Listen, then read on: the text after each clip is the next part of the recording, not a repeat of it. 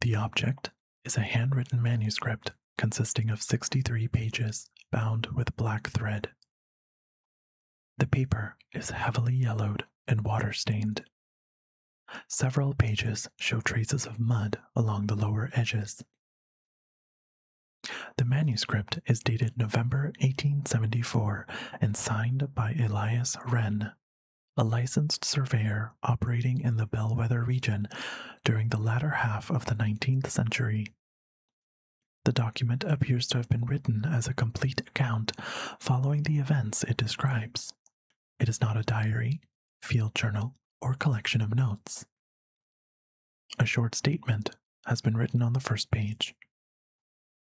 It reads, "What follows is true to the best of my memory.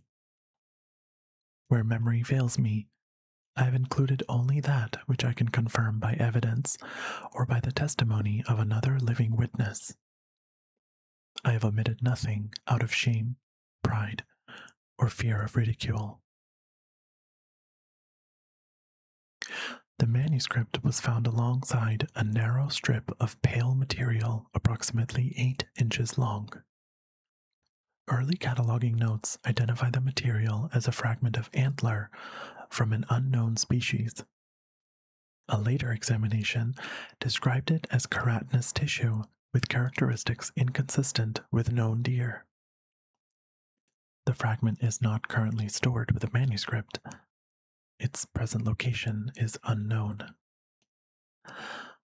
The manuscript is titled An Account of the Survey of Hart's Hollow and of the Deaths and Disappearances Attending It. I will begin. I have long believed that a man may live through a thing without understanding it. We often speak of experience as though it confers wisdom by its mere occurrence. A man survives a storm, and afterward he is thought to understand the weather. He survives war and is expected to understand courage. He outlives a wife, a brother, or a child, and others imagine that grief has revealed to him some secret known only to the bereaved. This is foolishness. Survival proves only that the body remained when the event was finished. Understanding is another matter. I survived Hart's Hollow. I do not understand it. I shall begin with the ordinary details, because they are the only details that have not changed in my memory. In the autumn of 1874, I was contracted by the Bellwether Timber and Milling Company to survey approximately 1,100 acres of woodland northwest of the old Harrow Road. The land had recently been purchased from 3 farming families and 1 absentee owner whose property line had never been properly established. The company intended to cut a road through the northern forest and build a temporary logging camp near the central creek. The work was expected to require 10 days. I was 46 years old at the time and had worked as a surveyor for more than 20 years. I had mapped farmland, floodplains, quarries, rail corridors, and mountain roads. I had spent weeks alone in forests where the trees stood so close that daylight reached the ground only in narrow green columns. I had been lost twice. I had broken my ankle once. I had crossed flooded rivers, slept beneath overturned wagons, and removed a bullet from my own shoulder after a drunken landowner mistook me for a trespasser. I say this not to boast. I say it because I was not a nervous man. I did not fear forests. My assistant was a young man named Thomas Bell. Thomas was 28, broad-shouldered, and possessed of an energy I had not enjoyed since my own youth. He had worked with me for nearly 3 years. He knew how to measure distance by pace, how to read a compass, how to mark a line without damaging the surrounding timber, and how to keep silent when silence was preferable to conversation. That last quality, it's rarer than it ought to be. Thomas was engaged to be married the following spring. Her name was Abigail Price, and he spoke of her often.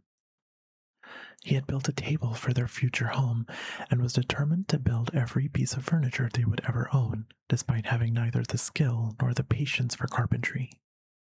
The legs of the table were uneven. He insisted the floor was crooked. We departed Bellwether on the morning of September 21st. Our supplies consisted of 2 canvas tents, bedrolls, dried meat, flour, beans, coffee, a medical kit, 2 revolvers, 1 hunting rifle, rope, stakes, chains, compasses, and the necessary surveying equipment. A company representative named Charles Dyer traveled with us as far as the village of Orison. Orison no longer appears on most county maps. At the time, it consisted of perhaps 20 houses, a church, a smithy, a general store, and a mill that had ceased operating after the creek changed course. The people there were not pleased to see us. I had encountered resistance to surveys before. Farmers fear lost acreage. Hunters resent fences. Villagers hear the word company and imagine smoke, noise, and strangers. Hostility did not surprise me. What surprised me was the object of it. They did not oppose the logging. They opposed the location. When Mr. Dyer explained our intended route through the northern woods, the shopkeeper asked whether the company knew about Hart's Hollow. Dyer replied that the company owned Hart's Hollow. The shopkeeper said, "No one owns that place." Dyer laughed. The shopkeeper did not. An older woman stood near the back of the store holding a sack of flour against her chest. She asked whether we intended to camp inside the hollow. I told her we would camp wherever the work required. She said, "Then do not answer anyone after sunset." Thomas smiled at that. Not mockingly. Thomas smiled when he was uncertain what else to do. He asked whether the woods were known for bandits. The woman said no. Bandits have reasons. Dyer ended the conversation. He disliked superstition and had no patience for country warnings. He informed the shopkeeper that Bellwether Timber and Milling had purchased the land lawfully and would proceed as planned. The shopkeeper replied that the company was welcome to every tree it managed to bring back. We left Orison before noon. Dyer returned towards Bellwether. Thomas and I continued north. The first day's travel was easy. The road narrowed after 6 miles and became little more than 2 wheel ruts through the grass.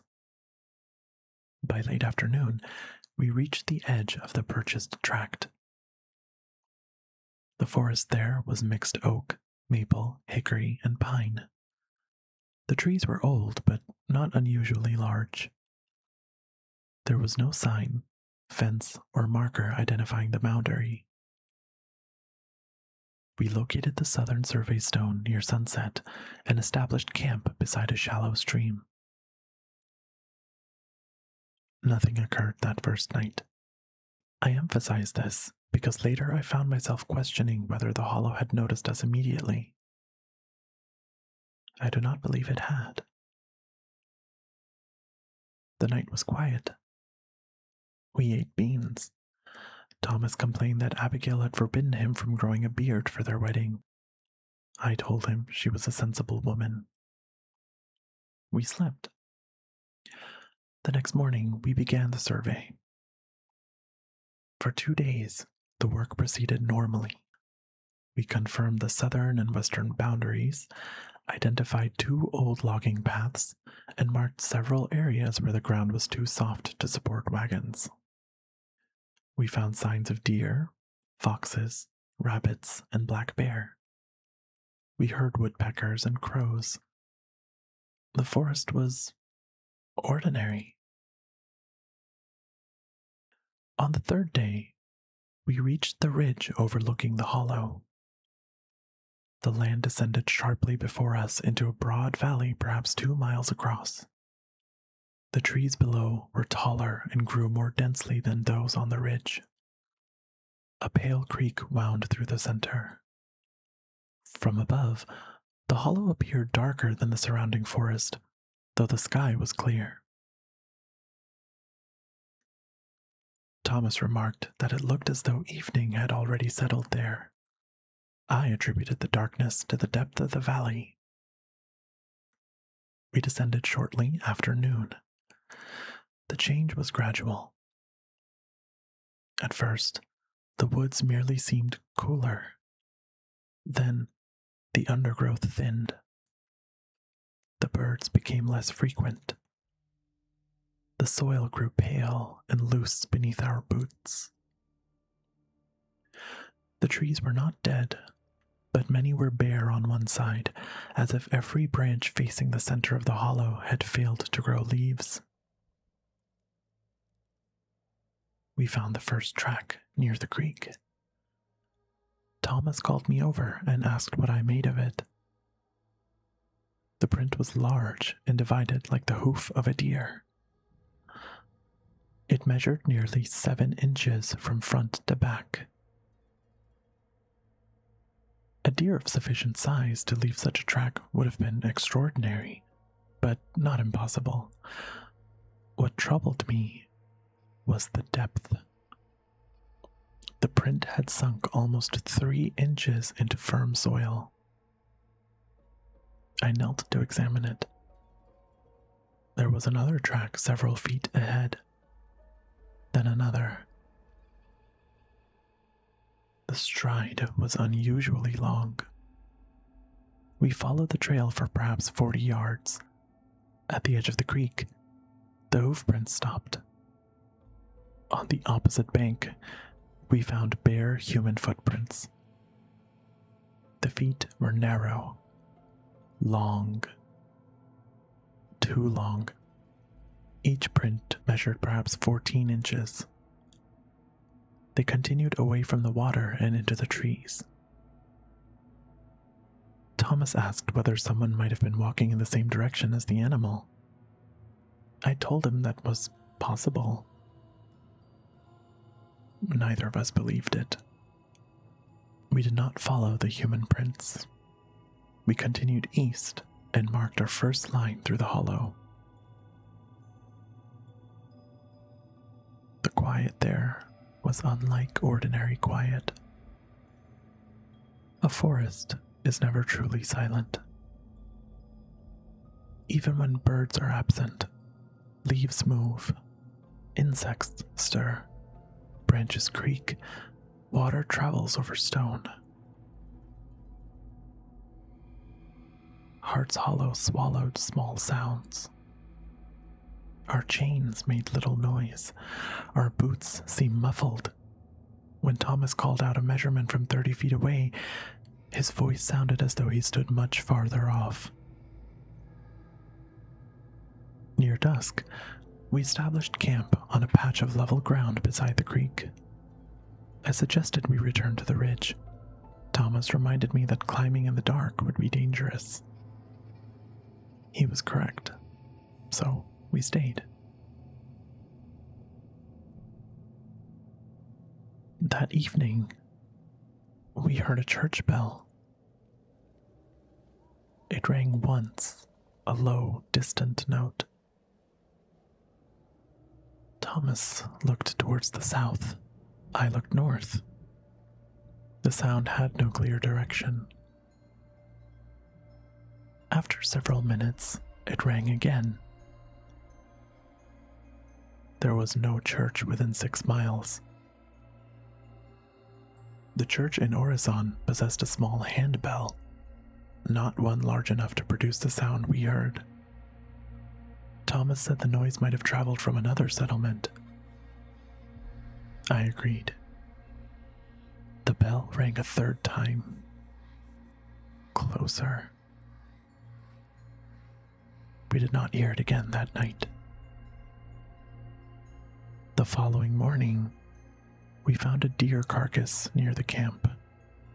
It had not been there when we arrived. The animal was a young buck. Its body had been positioned upright between two saplings. Its hind legs touched the ground. Its front legs hung at its sides. The chest had been opened from throat to belly. The ribs had been spread apart. There was very little blood. The heart was missing. The remaining organs appeared undisturbed, however. Thomas simply vomited into the creek while I cut the animal down. The body was cold and stiff, which meant it had been dead for several hours. Most alarmingly, however, there were no tracks around it. Not hoofprints, not boots, nothing. We moved camp before continuing the survey. I did not wish to sleep near the carcass. By afternoon, I had convinced myself that a hunter had arranged it as some crude warning. The lack of tracks remained difficult to explain, but the ground was uneven and covered in roots. A careful man might have approached without leaving a clear impression. I told Thomas this. He asked why a careful man would then hang a deer upright and steal only the heart. I had no answer. Near sunset, we heard someone calling. The voice belonged to a woman. It came from somewhere east of our position. She shouted, "Hello?" Then, "Can anyone hear me?" Thomas stood immediately. I told him to wait. The woman called again. This time, there was fear in her voice. "Please, I have lost the road." Thomas shouted back. I struck him across the arm before he could say more. He stared at me. I reminded him of the warning in Orison. He said we could not leave a woman lost in the woods because of an old woman's superstition. I agreed that we could not ignore her. I loaded the rifle. We moved east together. The woman continued calling. Her voice remained ahead of us, never growing closer. We walked for perhaps 20 minutes. The light faded rapidly beneath the trees. I shouted that we were coming and asked her to remain where she was. The voice answered, "Please, I have lost the road." The exact same words, the exact same tone. Thomas stopped. We listened. Again, "Please, I have lost the road." No change in volume, no breath between the words. I called out, "What is your name?" The forest remained silent. Then the voice said, "Hello. Can anyone hear me? Please, I have lost the road." The three phrases repeated in order. Thomas whispered that it might be a bird. I had never known a bird to mimic fear so well. We returned to camp. The voice followed for some distance. did not move through the woods. It simply sounded from one place, then another, always out of sight. When we reached our tent, the calling ceased. We built a larger fire than necessary. Neither of us spoke about the woman. During the night, I woke to the sound of Thomas calling my name. Elias. His voice came from outside the tent. I sat up. Thomas was asleep beside me. Elias. The voice outside was his, not similar to his. His. I covered Thomas's mouth before waking him. His eyes opened wide. The voice said, "Elias, come out here." Thomas trembled beneath my hand. We remained silent. The voice moved around the tent. "Elias, come out here. I found something." The canvas wall pressed inward, only slightly, as though one finger had touched it from the outside. Thomas gripped my wrist. The pressure moved slowly along the tent, not dragging, touching, releasing, touching again. A circle around us. Then the voice spoke from directly beside my head. "Elias." I could hear the smile in it. The fire outside had gone out. We remained awake until morning. At dawn, we inspected the camp. There were no footprints. Every piece of firewood had been removed from the fire ring and stacked neatly beside the creek. Thomas wanted to leave. I wanted to leave as well. Pride is often described as an excess of confidence. In my case, it was an excess of embarrassment. I imagined returning to Bellwether after 4 days and explaining that we had abandoned a paid survey because a voice had spoken outside our tent.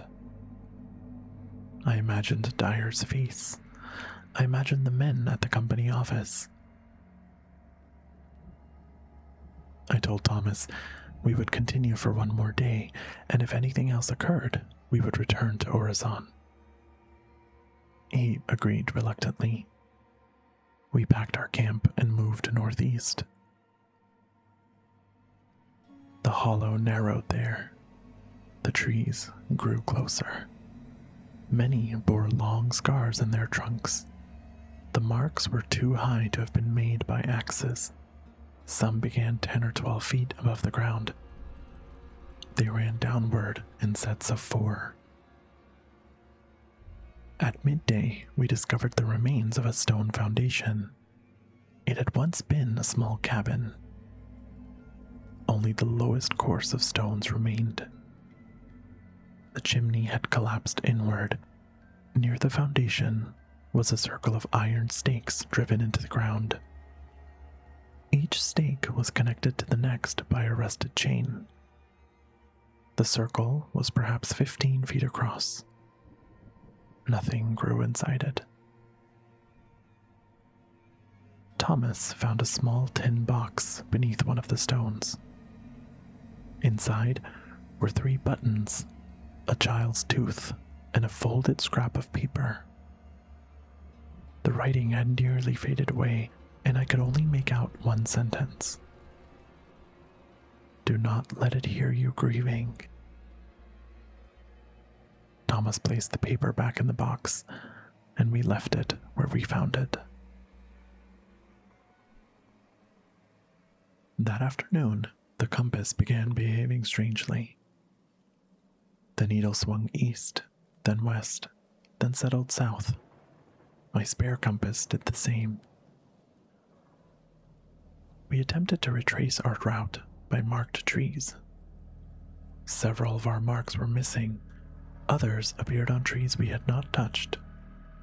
One mark was cut nearly 9 feet above the ground. By late afternoon, we accepted that we were lost. But the hollow was not large enough to contain us for long. I chose a direction and told Thomas we would walk until we reached the creek or the ridge. We reached neither. At sunset, we found our old campsite. The first one, the place beside Deer Carcass. The carcass was still there. We had cut it down 2 days before. It was upright again. The ribs remained open. Something had placed stones inside the empty chest. There were 23 stones, all smooth, all white. Thomas began to cry. He turned away from me, ashamed. I told him there was no shame in fear. He said he was not afraid. He said he was thinking of Abigail. From the trees behind us, a woman's voice said, "Thomas?" He froze. The voice was soft, young. "Thomas, where are you?" He whispered Abigail's name. I seized his shoulders. The voice came closer. "Thomas?" He began to turn. I struck him harder than I intended. He fell against the dead deer. The stones inside its chest shifted and clicked together. The voice stopped. Thomas looked at me with blood on his lip. I told him that whatever spoke from the trees was not Abigail. He said he knew. I asked why he had turned. He said, "Because it sounded disappointed." We did not make camp. We walked through the night. I tied one end of a rope around my waist and the other around Thomas. We moved slowly, marking every 10th tree with 2 cuts. After an hour, we found one of our own marks. After another hour, we found it again. The same tree. I recognized the split root at its base. We had walked in a straight line and returned to the same place. Suddenly, the rope between us tightened. When I turned around, Thomas was no longer behind me. The rope extended into darkness. I called his name. There was no answer. I pulled, and the rope resisted. Then, it slackened. I drew it towards me. The end had been cut. The fibers were clean. Thomas's knife lay on the ground several feet away.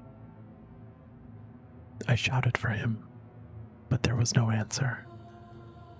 I fired the revolver into the air. The shot sounded flat and distant.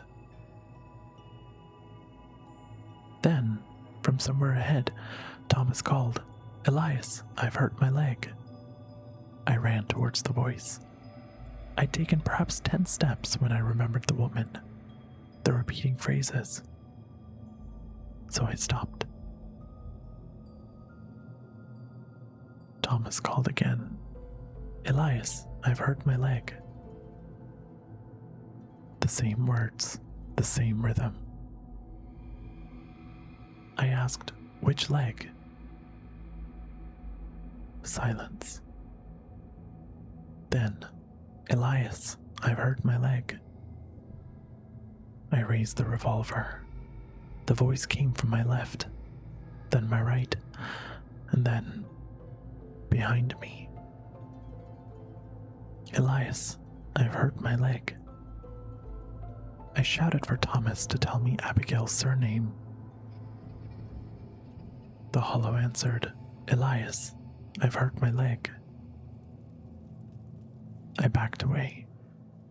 The voice followed. It continued for hours, sometimes near, sometimes distant, always identical. I do not know how long I wandered.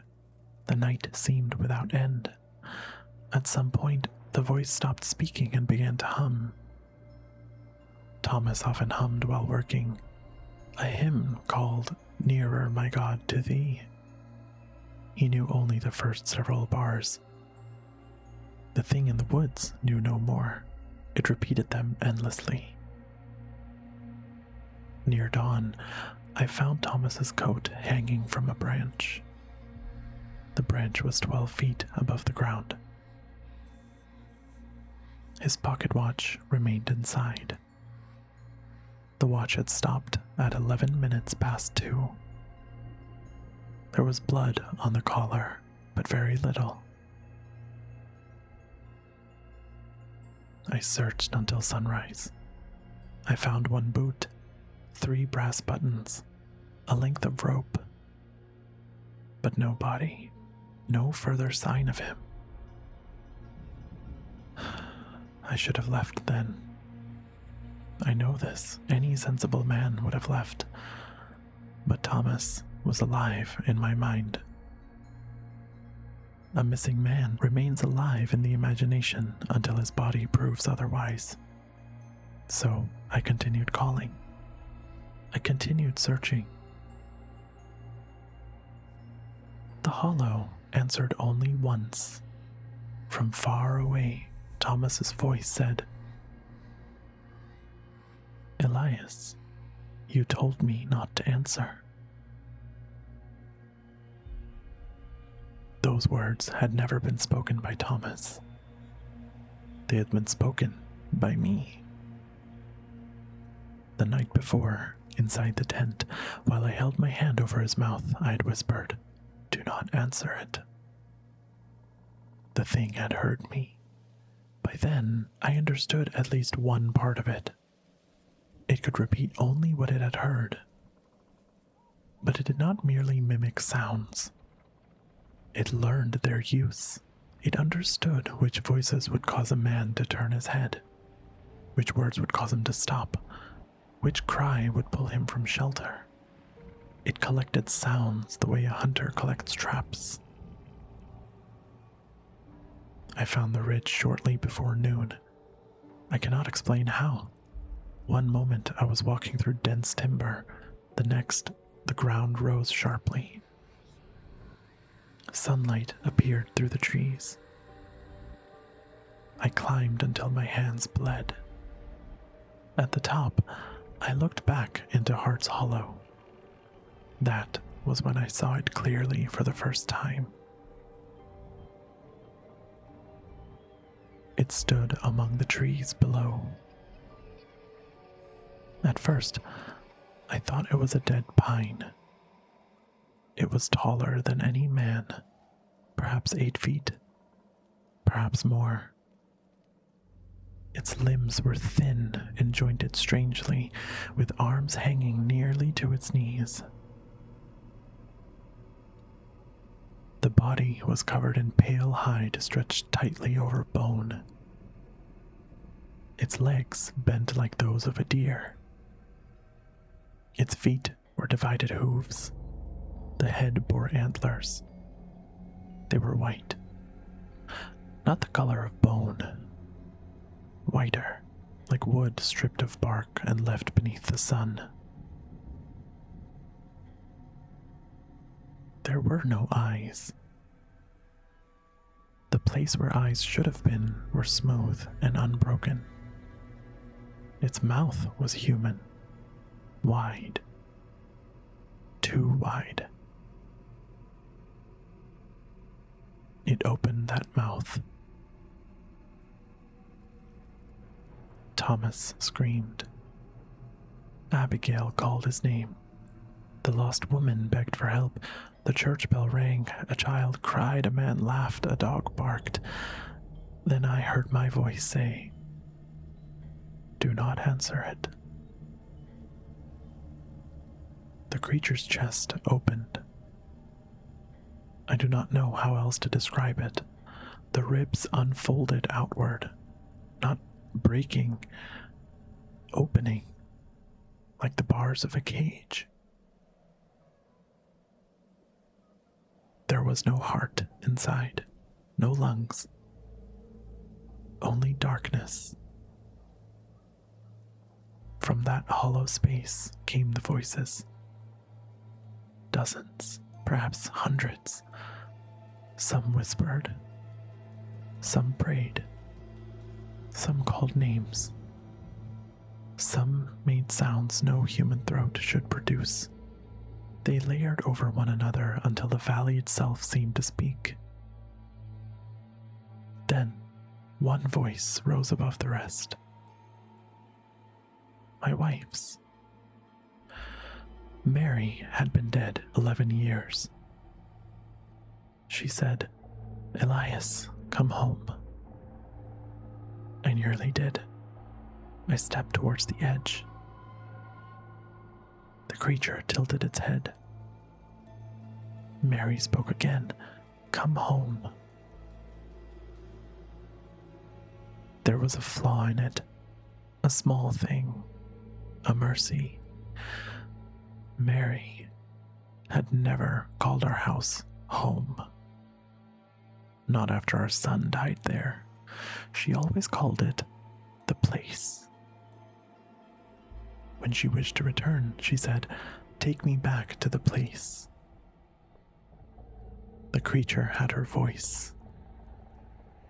It did not have her memory. I turned away. It screamed behind me with every voice it possessed. I ran. I reached Orison near sunset. I remember little of the journey.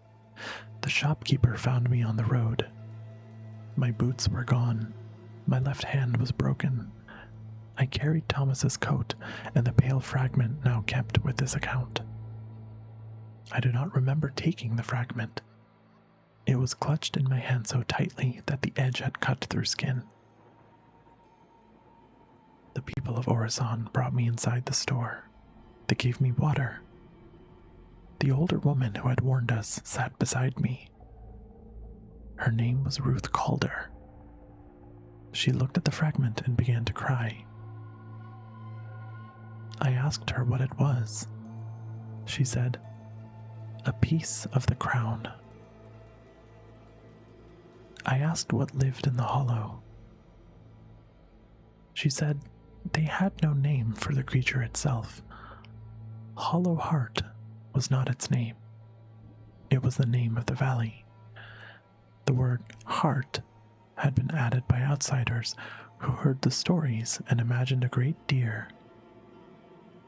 The older residents called the place Hart's Hollow. H-E-A-R-T, not H-A-R-T. Because nothing living inside it kept its heart for long. Ruth told me that the creature had been there before Orison, before the farms, before the road. Her grandfather believed it had once been a man. Her mother believed it had never been anything at all until people started disappearing. One story claimed that the hollow itself made a body from deer bones and human voices. Another claimed the creature was only the part that could walk. The true animal was the valley. I asked why no one had warned the company. The shopkeeper said they had, repeatedly. The company had dismissed them. I asked them why they had not told us more. Ruth said, You were already speaking too loudly. Men from Orison searched the ridge the following day. They did not enter the hollow. They called for Thomas. Nothing answered. A second search was attempted 3 days later by 6 men from Bellwether Timber and Milling. 2 refused to descend. 4 entered. 3 returned. The 4th man, Samuel Pike, disappeared less than an hour after crossing the creek. The survivors reported hearing him call from 3 directions at once. The company abandoned the survey. The timber was never cut. Thomas Bell was declared dead in 1879. His body was not recovered. Abigail Price never married. She moved west in 1881. I wrote to her once. I explained as much as I could. She replied with one question. Did he call for me? I did not answer. The truth was crueler than silence. He had called for her, but not in his own voice. In the months following my return, I began hearing sounds outside my house. At first, only at night. A bell, a child crying, Thomas humming. I convinced myself these were dreams. In January, I heard Mary speaking from the yard. Take me back to the place. Those were the correct words. The creature had learned them. I left the house before dawn and did not return for 3 weeks. When I came back, the sounds had stopped. The pale fragment remained locked in a wooden chest. I considered burning it. I tried once, but it would not catch. I placed it in the stove until the iron glowed red. When I removed it, the fragment was cold. I attempted to break it with a hammer, but the hammer's head split, and the fragment remained unmarked. There are shallow impressions along one side. 5 marks. They resemble fingerprints. I do not know whose. Mine do not match. Thomas's may, but I cannot confirm it. In the spring of 1891, I returned to Orison. Ruth Calder was ill. The shopkeeper had closed his business. Several families had moved away. I asked Ruth whether the voices ever left Hart's Hollow before. She said, sometimes they follow what carries them. I showed her the fragment. She refused to touch it. She told me to bury it beneath running water. I carried it to the Bellwether River and buried it beneath stones underneath the east bank. 3 days later, I found it on my desk. I did not bring it home. No one had entered the house. The door was locked. The windows were fastened. I buried it again, farther away, but it returned. I threw it into a quarry, but it returned. I gave it to a priest without explanation. He brought it back the following morning and told me to never enter his church again. For nearly a year, I kept the fragment wrapped in cloth beneath the floorboards. During that time, the voices diminished. I heard them only when the rain fell. Then, only in dreams. Eventually, they ceased. I believed the matter finished. I was wrong. On October 3rd, 1892, a boy disappeared near the old Harrow Road. His name was Daniel Crane. searchers found his cap beside the forest. His mother reported hearing him call from the trees 2 nights later. The voice said, "Mother, I have hurt my leg." She attempted to enter the woods. Her family restrained her. The following week, hunters found hoofprints along the Bellwether River. The prints began at the water's edge. On the opposite bank were bare human footprints. I removed the fragment from beneath my door. It was warm. That is why I'm writing this account. Not because I expect belief. Not because I believe the creature can be hunted. Not because I believe Hart's Hollow may be mapped, fenced, burned, or emptied. I write because memory is a poor warning. Stories change. Names change. A warning becomes a legend. A legend becomes a joke. Then, someone enters the woods because no one remembered why they should not. So remember this. If you hear a familiar voice where no familiar person can be, do not answer. If someone calls from beyond the firelight, do not leave the fire. If a voice repeats itself without breath, do not follow it. If the woods become quiet enough that you can hear your own heart, leave before something else hears it too. Above all, if the dead call you by name, remember that love is more than sound. A voice may be stolen. A memory cannot. The thing in Hart's Hollow has no heart. It has only echoes. That concludes the manuscript. A county map from 1878 identifies the area described by Wren as privately held timberland. Later maps leave the valley unnamed. The most recent map included in the collection shows no road entering the property. There are no records indicating that Bellwether Timber and Milling ever completed the proposed survey.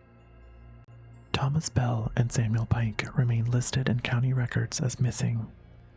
Daniel Crane's disappearance is documented in a newspaper notice dated October 5th, 1892. The notice states that the child was last seen near Harrow Road. No remains were discovered. There is no surviving record of Elias Wren after 1892. The pale fragment described in the manuscript was present when the collection was first catalogued. A photograph taken at the same time shows a narrow white object stored beside the bound pages. The fragment was transferred for examination in 1962. No return receipt is included. The laboratory named in the transfer paperwork closed in 1957. End recording.